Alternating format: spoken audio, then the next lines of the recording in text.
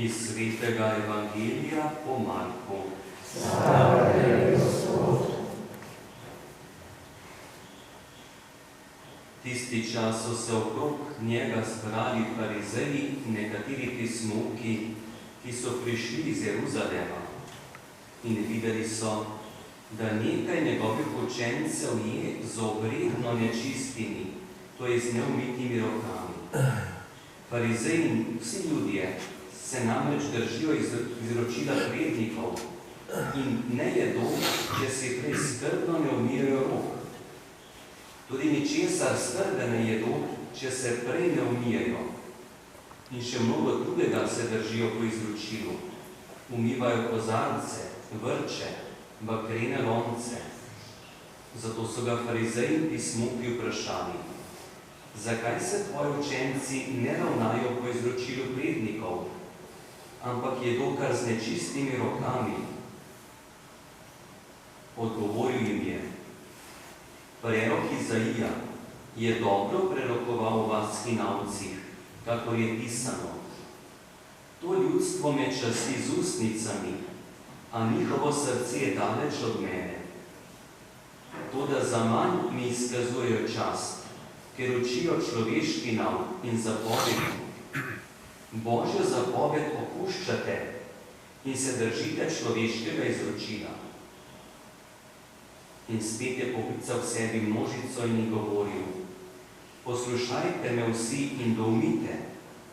Nič ni zunaj človeka, kar bi ga moglo omadeževati, če pride van. Ampak ga omadežuje to, kar pride iz človeka.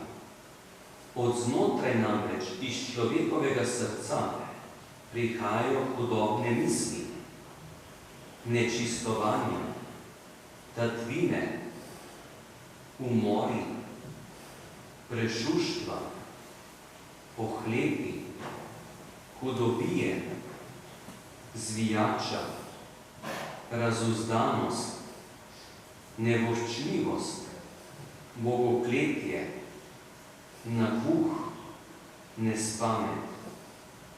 Vse te hudobije prihajajo od znotraj in omadežujejo človeka. Poslušali smo Kristusov evangelij. Hvala tebi, Kristus.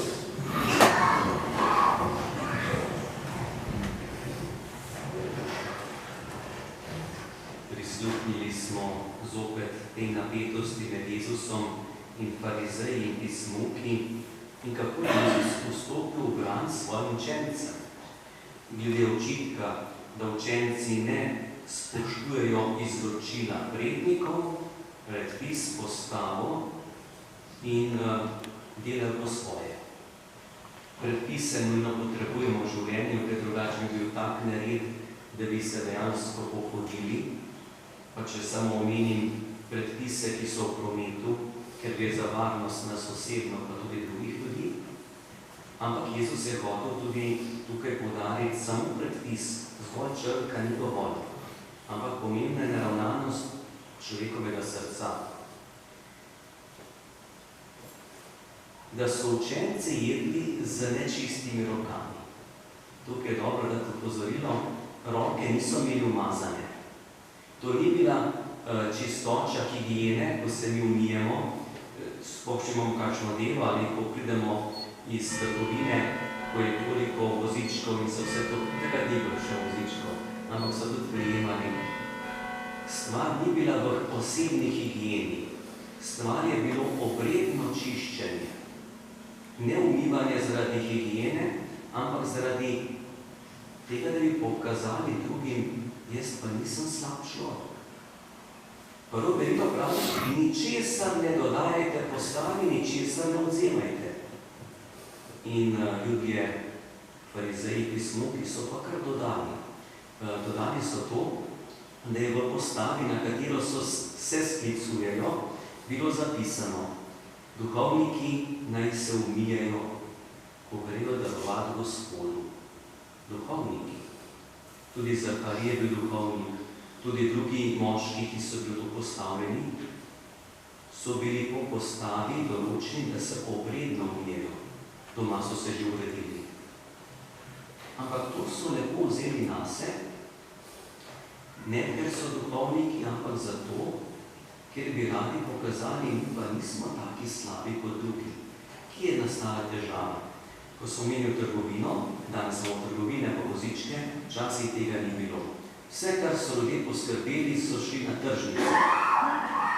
Vse stvari za življenje se tam prodajajo, ampak na tržnici so prodajali tudi pogani. Na tržnico so šli kupovati tudi Rimljani, ki so bili okupatorji, ki so se norca delali iz njihove vere, kulture, naroda. In za isto tržnico, za istim prostorom je kupoval nek pogan, je prodajal nek trgovec, ki je bil lahko goljuf in Rimljan. In jaz sem tudi tje prišel, sem kupil nekaj za jesti. In so rekli, ker smo se družili s takimi slabimi ljudmi. Mi pa nismo taki, ki se mu roki umili.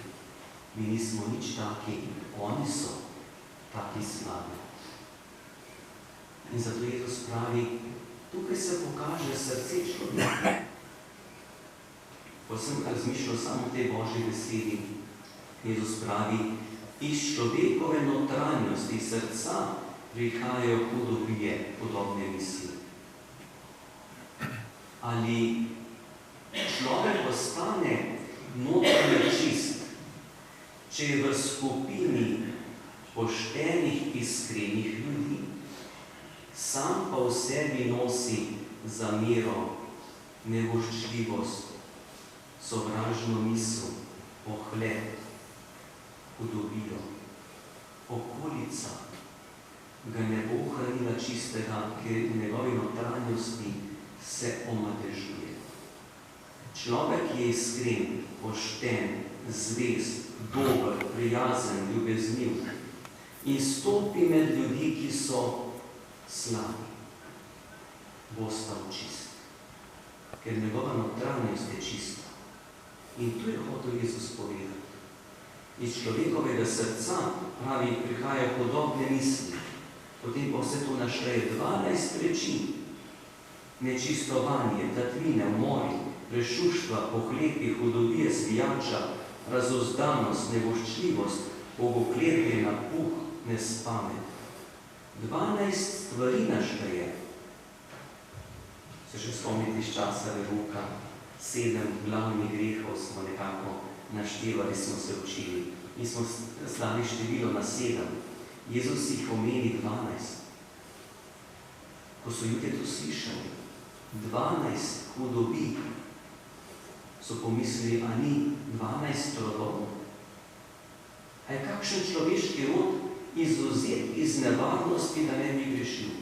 Ma ga ni človeka. Vsi. Ampak to ne od zunaj, od znotraj človekovega srca. In Jezus pravi, predpis je potreben. Človekovo srce pa pokaže, kakšen je človek. Zato ni neobičajno, ko apostol Jakov zapiše, čista pobožnost pred Bogom je skrbeti za sirote in vdove v njihovi stiski. Čista pobožnost, tukaj ne pravi je molitev, ampak skrbeti za človeka, ki potrebuje pomoč, ki je resnično v težavi.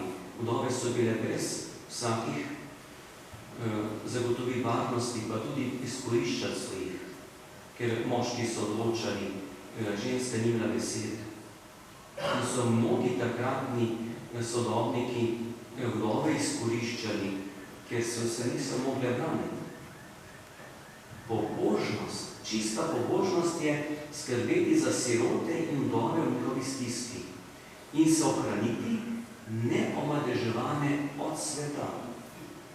Se pravi, svet, v katerem živimo, ko tudi prepoznavamo hudobijo in greh, za svojo notranjost skrbimo.